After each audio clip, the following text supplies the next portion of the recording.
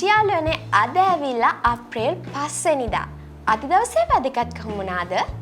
අද දවසේ පළවෙනි වැදගත්කම තමයි ආචාර්ය ලෙස්ටර් ජේම්ස් පීරිස් මහතාගේ උපත ඇදිලා තියෙන්නේ අද වගේ දවසක. මෙතුමා ලංකාවේ පමණක් නෙවෙයි ජාත්‍යන්තර ගෞරවයටද පාත්‍ර වෙලා තියෙනවා.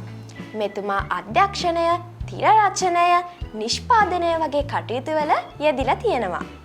1919 වර්ෂයේ අද වගේ දවසක මෙතුමා උපත ලැබලා තියෙනවා.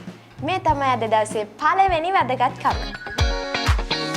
ඔන්න පුංචි යාළුවනේ අද දවසේ දෙවෙනි වැදගත්කම තමයි ආනන්ද සමරකෝන් මහතාගේ අභාවය දීලා තියෙන්නේ අද වගේ දවසක. පුංචි යාළුවෝ දන්නවද ශ්‍රී ලංකාවේ ජාතික ගීය නිර්මාතෘවරයා කවුද කියලා? ඒ තමයි ආනන්ද සමරකෝන් මහතා. 1962 අද වගේ දවසක තමයි මෙතුමා අභාවයට පත් වෙන්නේ. මේ තමයි අද දවසේ අන්තිම වැදගත්කම.